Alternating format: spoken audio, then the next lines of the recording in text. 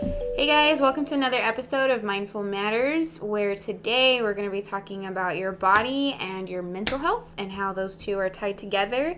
We're talking diet, physical activity, rest, and love for your body. Before we jump in, we're going ahead and show you what we did for our self-care tip today. Hello. Hi! Our self-care tip of the day is walking. Taking a walk, guys. Taking a nice walk. We're outside, which is the best place to walk. And I think walking is like the easiest thing you can do as far as physical activity. It's like one of the most natural things. You walk everywhere. Yeah. So taking a nice stroll around the block or in your local park would be like super easy and even more fun if you can do it with a friend, Yep. with a buddy. You can some talk. sunshine too. Yeah, there's so many like things that you're knocking out if you just take a walk around the block with a friend.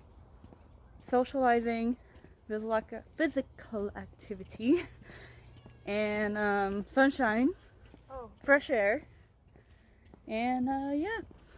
So try taking a walk sometime. See how it feels. Okay, so today we're gonna do our breathing affirmations. We've got 4 of them. So it's my body is beautiful because it is mine. I take care of my body and my body takes care of me. My body is wise and my intuition is strong. Ooh, I like that one. I care for myself because I am my own loving parent. All right, so feel free right now to take one moment and take a deep breath in. We'll say the affirmation. So just take the affirmation in and then breathe out. Yep, feel free to join along if you'd like. All right, ready? Okay. My body is beautiful because it is mine.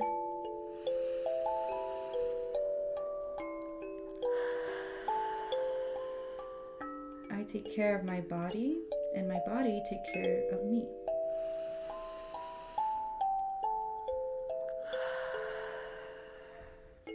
My body is wise and my intuition is strong.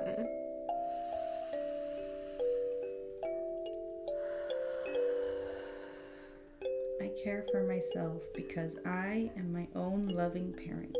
Feels good every time. Yeah, I think I've picked out some good affirmations today. I think you did too. So, your body. Your mental health has to do with your brain, and your brain is part of your body, so naturally, it's all connected.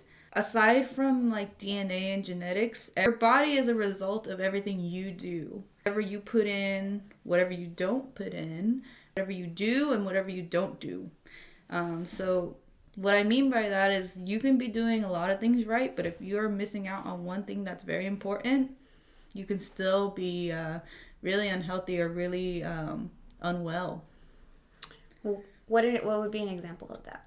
So we're going to talk about diet, exercise, and rest. So suppose you're eating really well and you work out quite often, but you just get terrible sleep. You're going to mess everything up. That's true. Yeah. I will add also too, as far as like mental health, if you do like the whole checklist where it's like, you know, how you said diet, sleep, exercise, and you check it off, yoga, water, all that stuff. If you're in a bad mental state, like if you're in a constant state of fear, that's going to just negate everything that you did physically for your body because like it's going to throw your body way off whack. Yeah, it's like the same thing with like your diet too. Like you could be getting a bunch of different nutrients, a lot of nutrients, but if you're missing one, it could actually mess you up a lot. Like iron deficiencies, calcium deficiencies, all these things. Like if you're just missing one thing, one of the most important things associated with your mood and your mental health is physical health of your brain and your body. Living a healthy lifestyle is directly connected with all the chemicals that make you feel good or make you feel bad. Yeah, so like with diet, actually I was really, well, I still am, but I would say that I would say this year I kind of got thrown off the wagon a little. As I'm sure a lot of people were thrown off. But diet is really important. The first thing I would say is that sugar is not good. In the same way that, I just mentioned that like fear, messes up all your check marks. If you have sugar, it causes like inflammation. It causes it feeds the bad bacteria in your gut, so you don't have like a healthy gut. So here's the thing. When we talk about all these things, the disclaimer first of all, we're not doctors. Second of all, Honestly. we're not saying like fear everything, because that goes against it. So like how Allie was saying, like, oh, if you're missing one vitamin, it can like throw you off, or it can mess everything up. Well, that doesn't mean you have to be afraid of like, oh my God, what am I missing? What am I missing? A lot of the things that I'm learning personally is that it's very intuitive. And then also, you have to find like a good doctor to work with to help you to see if you do need something. Health is never ending. Like, you can always make improvements to your health. And so, when it comes to diet, here's the interesting thing that I learned. I guess I'll give you like a brief history. So in diet, I've always been very like harsh, up and down, up and down, up and down. So I'll either like binge and I'll eat a whole bunch of like sugar, sweets, bread. I love bread and butter.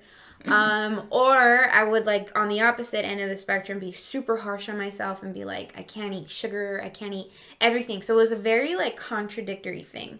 So what I realized was another thing was I would beat myself up a lot and my body up a lot, because I'd be like, oh, I had sugar, and oh, I had bread, and I would actually not have trust in my body, where I would think like something's wrong with my body, like, oh, I'm sick, or I'm this, or I'm that, which was adding to a lot of, I don't know, like weird Stress can literally make you sick. Yeah, and not trusting your body, because your body is actually like built to do the right thing. It's built to heal. It's built to get better. It's got your immune system. I mean, it mends its own broken bones. So it's meant to do what it's supposed to do, which is keep you alive, actually. So what I did was, what I had to learn was, I was feeling like physical symptoms. And what was interesting was I, focused on my diet, and I cleaned it up, and I did the elimination diet, which was like a really hard one, because for 30 days you have to like not eat anything. Like, it's almost like you have to cut out all kinds of foods. Like, you can't eat sugar, you can't eat bread, you can't eat certain kinds of like even vegetables like nightshades. You can't eat dairy. There was a lot of things you couldn't eat. It was like meat and vegetables is what I could eat.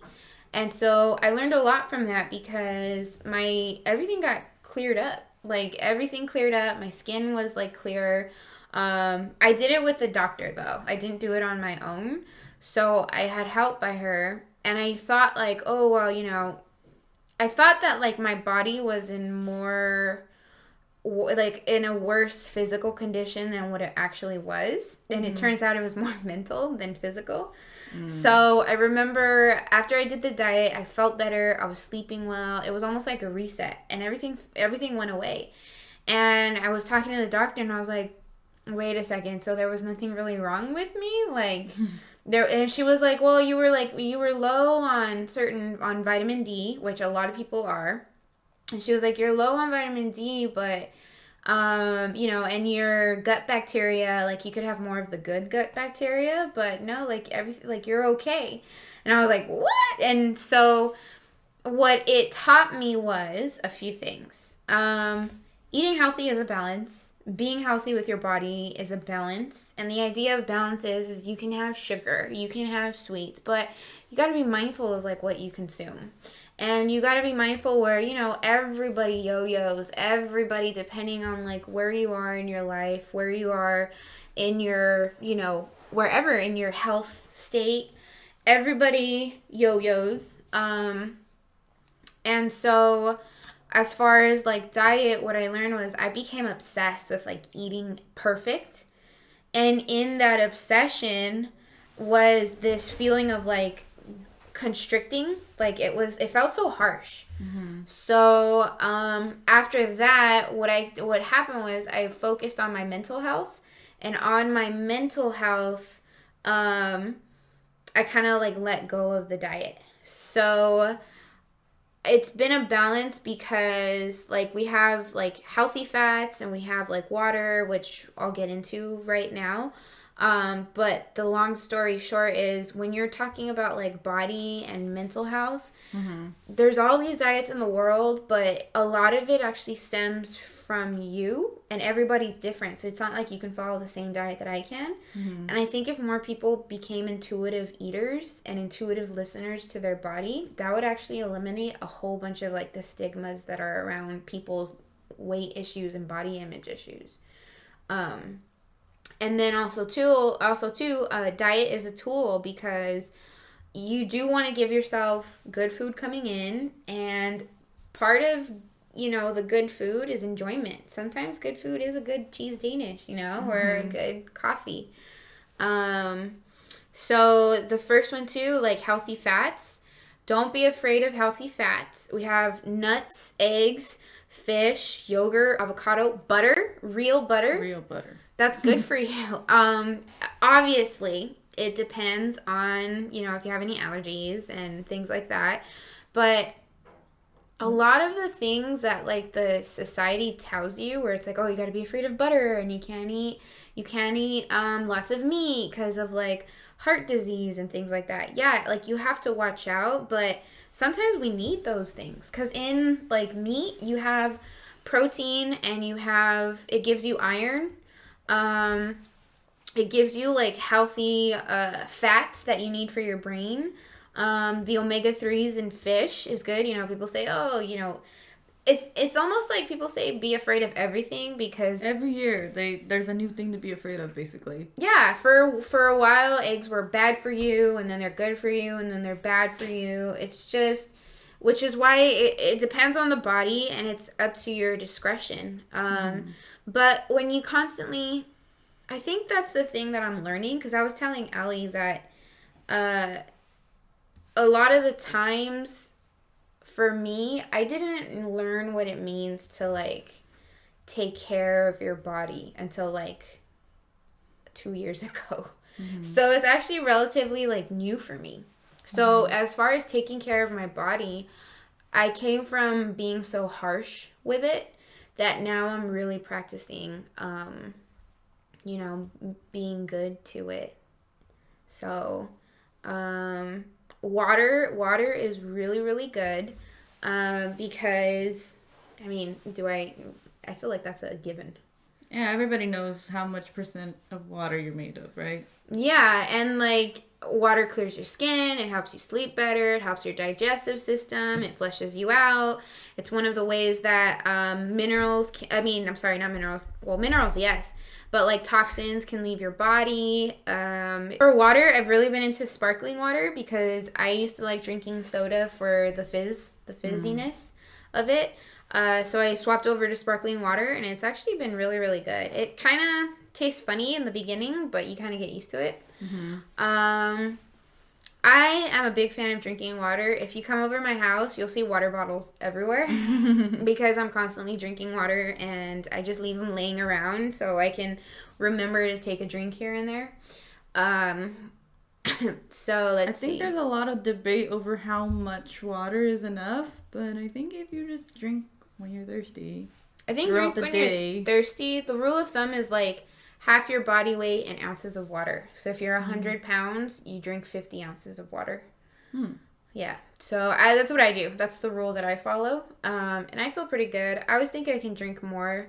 Tea counts as water too. So if you drink like green tea, if you drink, I don't know, ginger tea, whatever tea, that's a check mark to your water. Yeah, I didn't know that.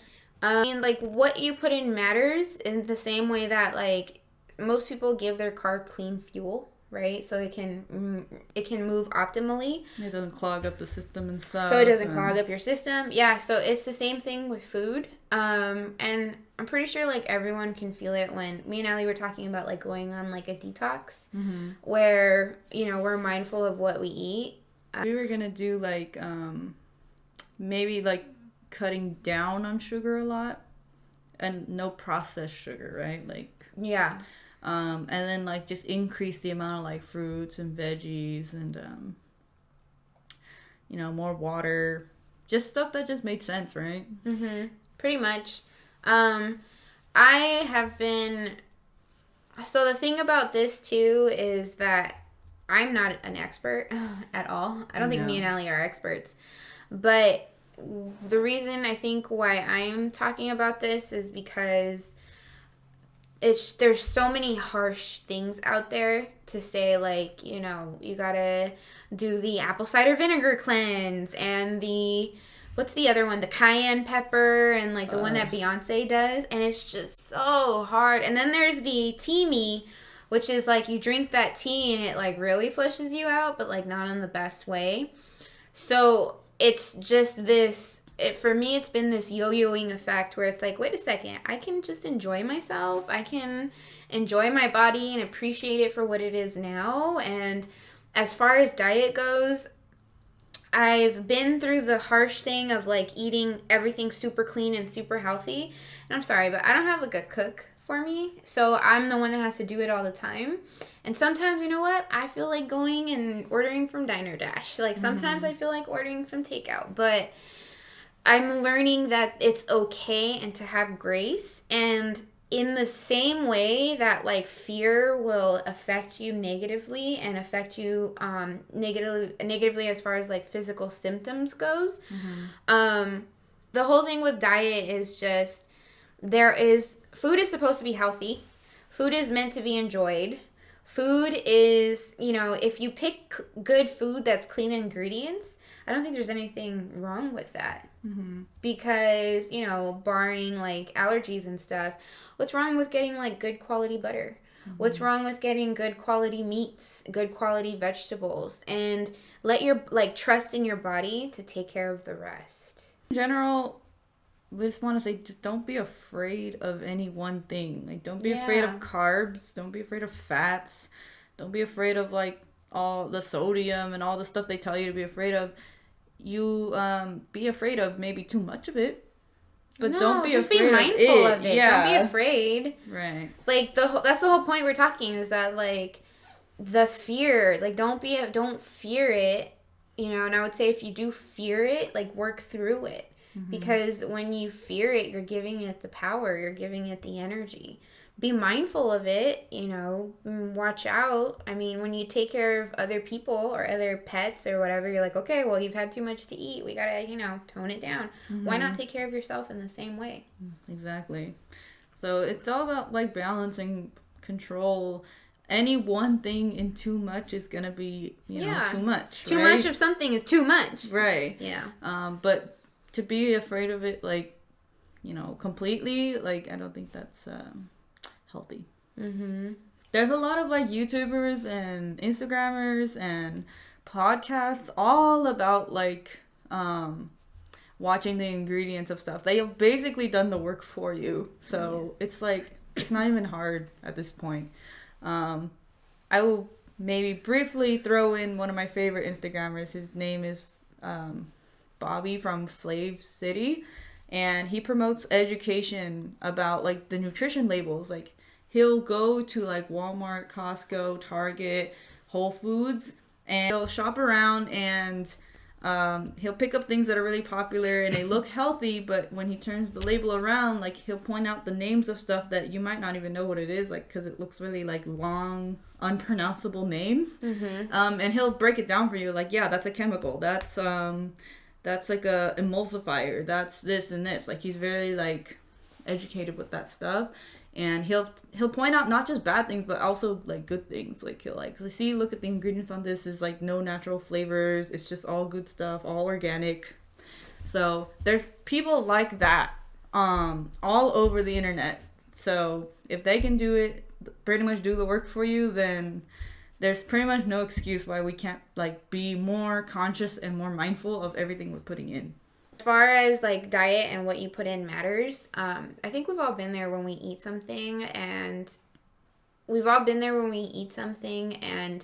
we feel groggy and we feel like we have like a foggy brain and we feel like we have just, it's just icky. As far as intuitive eating goes, notice when you feel that way. And then next time you come across that food, you're like, I think I'm just going to have half of it.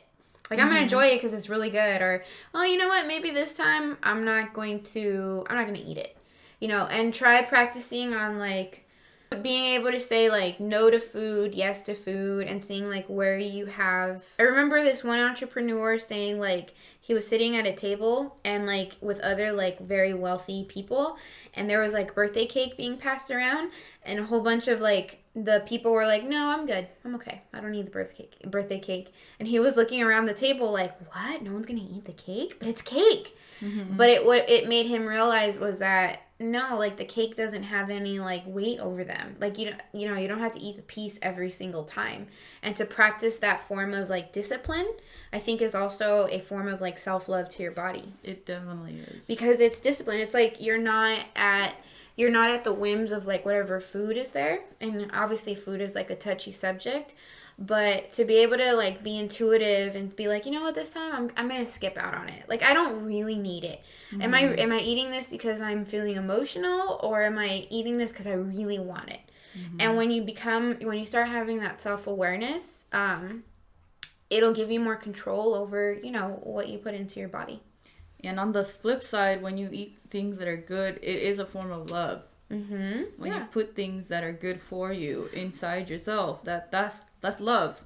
Well, I always think, too, because I see parents who have kids, and they give their kids vegetables. They don't let their kids drink soda. They're perfect with their kids' diets. But then when they do it to themselves, they eat the soda, the diet soda with aspartame. They eat the McDonald's, and they do everything. So they're not following what they're giving their kids, but with their kids, they're giving them all the good stuff. So it's like, why can't you do that to yourself? Yeah. Whether you're a parent or not. Yeah. So. Yeah, this shows that, like, they love their kids so much, but, like, why aren't they showing the same kind of love to themselves? Mm-hmm. Moving on, another part of your physical health is sleeping or resting. I feel like a lot of people struggle with sleeping. Maybe they just don't make it a priority in their lives. And some people, I feel like they even take pride sometimes with, like, how sleep deprived they are. It's a thing. It's like a virtue in our society. Right? Like it's like, no sleep, I'll work, I'll sleep when I'm dead. Right. And it's, I don't know, I don't think it's cute. No. But sleeping is very healing when you have healthy sleep. I actually did a considerable amount of research on sleep and, like, what makes sleep healthy, and, like, how to get, like, they have a bunch of different theories, right? Like, they have, like, the power sleeping schedule where you sleep, like, 4 hours and then you take, like, a couple 30-minute naps throughout the day. But the most important thing is, one, it takes more than a couple of days to fix your sleep. Yeah. So a lot of people will be like, okay, fine, you know what? Fine, I'll go get 8 hours of sleep tonight. Mm-hmm. And then they wake up and they're like, I still feel groggy. I feel the same exact way I did when I got 4 hours of sleep. Mm-hmm. And that's because it takes more time than that to, like, reset and, like, fix your sleep. Yeah. You might even need to get more than 8 hours at first to catch up, kind of. Mm-hmm. So you might have to get, like, 10 hours of sleep for, like, maybe, I don't know, maybe 5 days to a week. And then you have to kind of see where you land after that. Like, it could be like you might be a person who needs 9 hours, or you can be one person who needs only 6 hours. Mm-hmm. It just depends on like what makes you feel good when you wake up. Mm-hmm. So just like anything, even with diet and exercise that we're going to talk about, consistency. Your body relies on consistency, I think. So your body relies on waking up on the same time and going to bed at the same time. More important than going to bed at the same time, I've actually found that waking up on the same time is more important. You know why? You're supposed to go to bed when you're tired.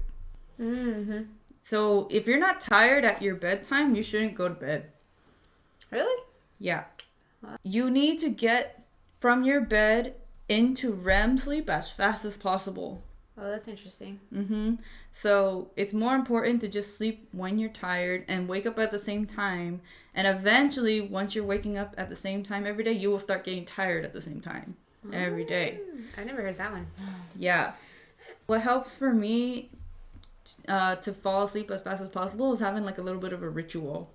Yes. Yeah, if you do like the same couple of things right before bed, your body's going to use that as a reminder to be like, oh, I guess it's time to get tired now. And then, yeah, I just fall asleep really fast. I have a ritual too. What do you do? I try to limit the amount of like screen time I get before bed. Mm-hmm. It's usually an hour before. Yep. I like doing small chores around the house. So like if there's, the way I see it is like if I have any energy expended left, or if I have any energy left, then I'll expend it by like cleaning up and doing stuff. So it's kind of like, I don't know, depleting that. Mm-hmm. And then like a warm shower, and I put on like my face cream, and then I read. Reading makes me fall asleep easy. So I'll have a book like right on my bedside. That's a good idea. But do I follow it every day? No. But then when you do it, like your mind's just like starts shutting down, right? Yes. So I noticed, so one of my problems is waking up. So what I've been doing is, what really matters is on the before end. So before I go to sleep, making sure that I'm ready to go to sleep. So when I am asleep, I have a deeper quality. Yeah. Because if I don't, then it doesn't make sense to get 8 hours of sleep if it's not good quality. Right.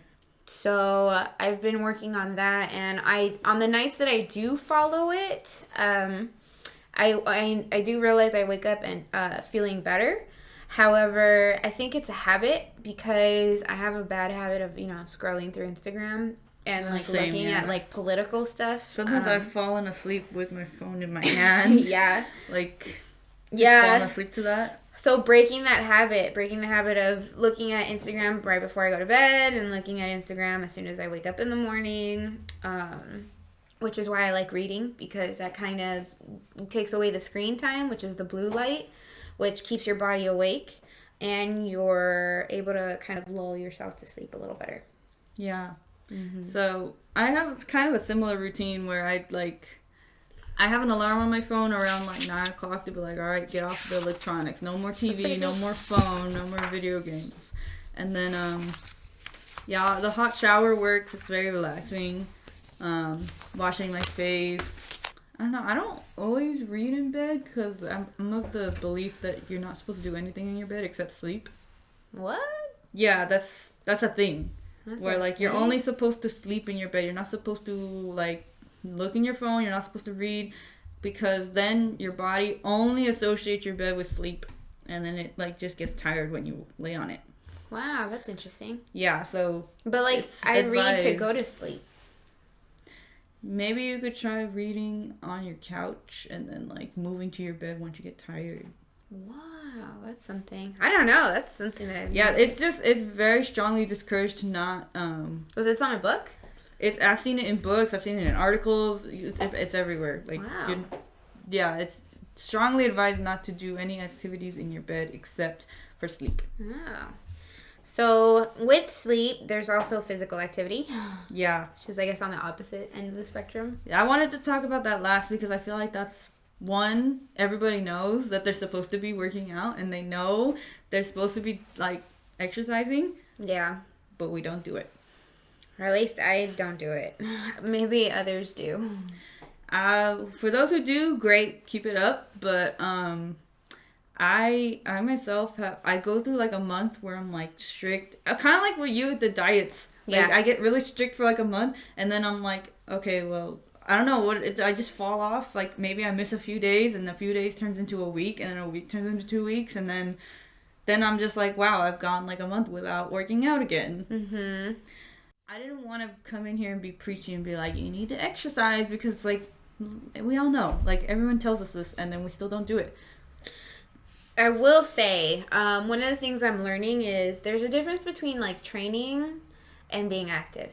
And yes. I actually think a lot of people cut themselves short and say, oh, I'm not exercising, because they think it looks like going to the gym and lifting weights and working out.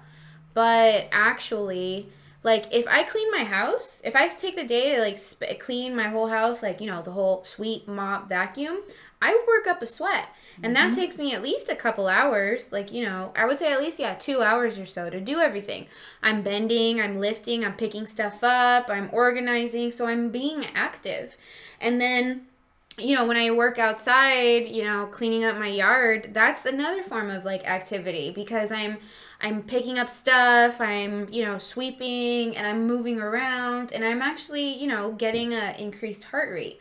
So what I find interesting is that I was the one who was like, oh, but I didn't exercise today because, I didn't do anything today. But I'm dismissing, first of all, the fact that I did work around my house. And second of all, the fact that I was active and I did work up a sweat and I had to clean up afterwards, So I've been more mindful of doing exercise and being active. And also, doing chores around my house or...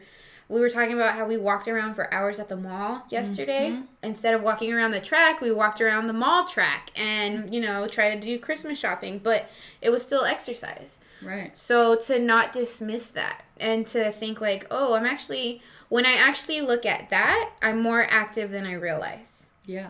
Because I'm not just sitting on my couch every day. I'm out and about and moving and running errands. And that's perfectly acceptable. That's okay. Because sometimes in my mind, I'm like, you know what? It's either run around the track for 3 hours or go Christmas shopping and get my Christmas list done. Mm-hmm. And honestly, the what's more appealing to me is getting my Christmas list done.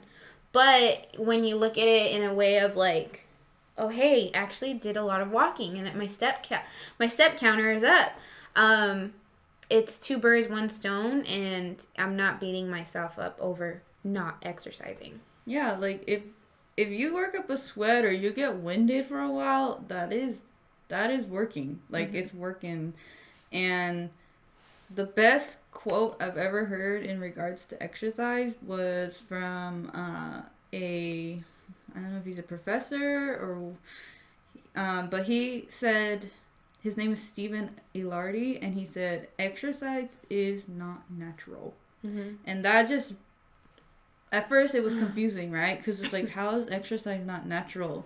I thought everybody needs to exercise and, But no, he said, no, exercise is a natural. Physical activity in the service of a goal is. So, like, he described it as, like, when your brain, when it looks at a treadmill and it kind of screams at you to, like, no, don't do that. You're not going anywhere. Mm-hmm. So, like, what's the point of running in one spot? Mm-hmm. Your brain doesn't want to, like, pointlessly lift up weights or, like, run in one spot. It wants to move, but only if it serves a purpose. Like, I can see people training for a marathon. Mm-hmm. That's serving a purpose. Like, mm-hmm. You're running on a treadmill because, like, it's a goal of yours that you want to attain. Mm-hmm. Or if people are training to be a body weight lifter in a bodybuilding competition, mm-hmm. then okay, yeah, that makes sense. But for me, I don't want to run a marathon and do bodybuilding. I want to make my house look nice. Right. So that's kind of what, like... It really kind of made me feel better about the fact that I don't like going to the gym. I don't like lifting weights. I don't like, just pointlessly moving my body around just for the point of moving it around, Yeah. Like, I prefer cardio stuff. Well, for me, too, I did martial arts for a while. Mm-hmm. I would say probably for, like, a good year. I loved it. I absolutely loved it. And I need to find one closer to my area. But it was great because I was learning how to defend myself, and I was getting a killer workout at the same time, and I was relieving stress. So that was actually, like, very sustainable for me. Like, and I want to, especially with COVID, as soon as things kind of get back to normal, find a place near me, because that was something I love to do. And I was motivated, and I was eager, and I was exercising, and it was just the best of all worlds. Mm-hmm. Me on a treadmill, I'm just like, there's so many things I can be doing other than being on a treadmill right now. Like, I could be walking around or running around, doing something instead of this. So, yeah, for me, I feel like a lot of people can relate because it's this feeling of being at the gym, doing, like, the repetitive motions like you're not doing anything versus being in a yoga class and socializing. You know, something that takes the idea of like, oh, exercise out of it, or going for a hike and being in nature and looking at nature and stuff. That's more fun. It's more play than like, okay, I gotta go on this hamster wheel. Yeah, exactly. Like, I think it's with all the ways there are out there to be physically active, it's like impossible to not find one of them that you like. Yeah, it's about finding something that you like. You have to love doing it. At least, enjoy it. Yeah, and then like, you know, I'm not trying to bash anyone who goes to the gym, because a lot of people find the gym helpful because it you're around that energy, and some but people they enjoy it though. Exactly, they enjoy going to the gym. Yeah, so whereas some people love it, some people don't. And it's about finding the thing that you love, or like you can be consistent with. Right, it's about finding something that you can be consistent with. So if that means walking around your neighborhood, that's fine. If it means like finding a gym that has like a pool so you could swim, or even going to the beach if you're near one. You know, there's so many things. You could take a class for like dancing. You can take a class for martial arts like Liz did. There's so many the sports. It's all about finding something that like makes you feel good when you do it. For me, like cardio, I feel like I can see the difference like really fast. Like I was doing running all last month, and it was so cool to see myself go from like I could barely run this far without stopping and being tired to where like, oh my god, I can run the whole thing. Like it was pretty amazing to me. So it's just that feeling that makes you want to come back and do it again. And yeah, loving what you're doing, exercising, loving your body enough to stick with it is probably the most important thing out of all of this. So one of the things that I realized about loving your body, before you even love your body, you have to like your body. Because it's all a gradual thing. If you go from like bashing, hating, and then boom, love, it doesn't work like that. Doesn't work like that. You have to start being nice to your body, then you have to start being like, you know, I like you. I like my body. And then little by little, you'll start like falling in love with your body. But you can't just, from years and years of bashing your body and wishing it was different or it was something else, to go to like, you know, the next day loving it. People, no, that's not true. Like that's not even realistic. You know that. I would think the only time that would be probably realistic is if you're in like a near-death accident where you realize, oh my god, I could have almost died, and it changes your world. But if you're part of this whole like habit, if you're part of the habit of bashing your body and you don't even realize it, and somebody tells you, oh, you just gotta love your body, they're not gonna get it. Like, it's not just gonna go like poof, cold turkey. That's really good that you brought that up, because I never thought of it that way. Like, you always see, like, these posts on stuff like, you know, love yourself no matter what. Love your curves. Love, you know, all the things about you. But it's like, how do you even get to that point? Well, it feels unnatural when you try to, like, do it out of nowhere, you know? Exactly, because it is unnatural. And so what happens is you have to start finding things about your body that you can appreciate in the moment. So let's say, like, for me, you know. Truly appreciate. So like for me, like one of the things, I'm not where I want to be, like goal wise, and I have goals for my body, and there's always like room for improvement. But coming from a person who always used to like bash their body for not being a certain way, I definitely fell for like all the magazine covers. Growing up in the 90s, you had all like the stick thin models. So there was a lot of these images where it's like, I don't look like that, and I want to look like that, but my body is not behaving in that way. So I'm going to bash it into compliance. And that's not how it works. No. And after years and years of doing that, you get tired and you feel bad and you feel defeated and you're frustrated and you just wish that you can look a certain way, when the whole time your body's there and it's like, but I'm here and I'm trying to help you and like I'm walking for you and I'm taking you where you want to be. So what I had to realize was, I got 2 arms, I got 2 legs, I got my eyes that work, my ears that hear, you know, my eyes that see, my ears that hear. You woke up this morning. I woke up this morning, you know, and I can pick stuff up, I can pet my cat, I can touch things. I am healthy. I am healthy. And so when I start being thankful for my legs carrying me from point A to point B, for me waking up, and it's a practice of appreciation, then you start looking at your body and you're like, oh, this is not so bad. Mm-hmm. And you're like, you know what, you're okay. You're not, yeah, what was I thinking? And then when you really start like meditating on your body, you can talk to your body and you just be like, I would talk to it and I'd be like, I'm sorry, I bashed you so much. And it was almost like opening up these floodgates of like, it's okay. Like, my body's like, it's okay. You know, it's fine. And so when you start healing in that way and you start connecting with your body, then you start learning to like it. Then you start falling in love with it. The more you like it and the more you appreciate it. The more you appreciate it, the better you'll take care of it, right? Mm-hmm. Anything you appreciate, you're going to take care of. Yeah. So when it comes to it, you know, yeah, appreciate where you are right now. And if you're overweight or if you have all these curves, appreciate them, because that doesn't mean it's going to stay forever. It's temporary. And the more you appreciate it, the more mindful you'll be of what you feed it, the more mindful you be of how you take care of it, the more mindful you'll be of giving it enough sleep and feeding it, watering it. It's like a little plant. Giving it sunshine. Yeah. And before you know it, you're going to be treating your body like you treat your kids, where you love it so much that you're going to give it the vegetables it needs. But it starts with the mental and looking at yourself and purposely finding things to appreciate about it, instead of looking in the mirror and nitpicking all of the things that are wrong with it. Mm-hmm.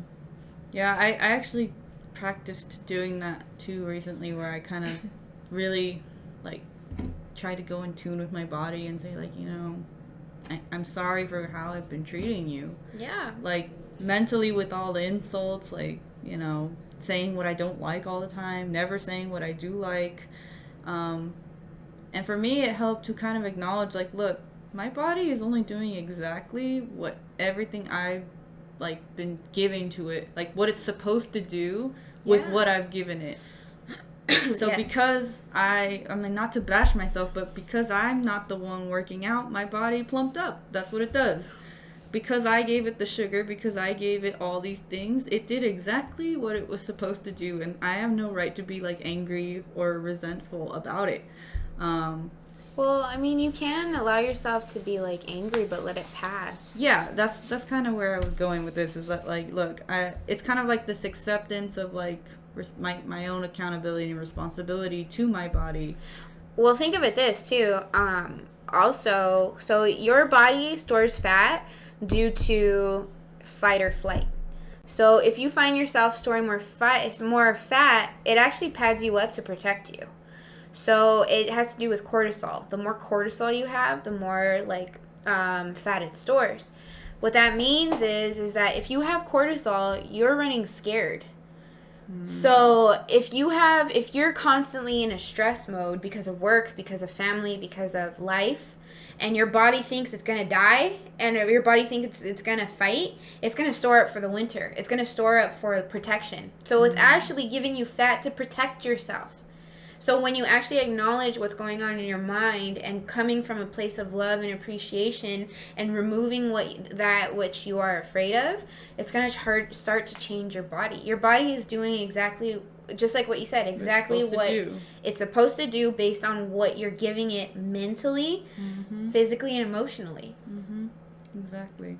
It's a, what do you call it? It's a result of. Yeah. So that's kind of where I started, at least, like, just accepting and, like, realizing that like, this is all just a product of, like, what I've been through, what I've been putting in and putting out, and, you know, I can change this if I change all that. It starts baby steps. You don't just do cold turkey. You have to acknowledge from within. It's basically everything we've been talking about. Yep. Or it comes from within first. Yep. So, yeah, like I was saying, like, loving yourself, but starting with liking yourself, then moving up to loving yourself. Once you do that, I think all this stuff would come naturally, you know? Like, well, if I love my body, then I love it enough to make time to do my 30-minute exercises. Yes. I have, the money now because I love my body to buy the organic, the produce and good stuff. Or like what you prioritize. And if you love your body, you're like, you know what? I know it's 9 o'clock and I want to stay up with my friends, but I love my body, so I'm going to go to sleep. Mm-hmm. So, yeah, that's everything about your body and mental health. Hey guys, it looks like the audio got cut off on the last part of this, but there was nothing else. We just wanted to say thank you for spending time with us today and hope that we catch you on the next one. Thanks. Bye.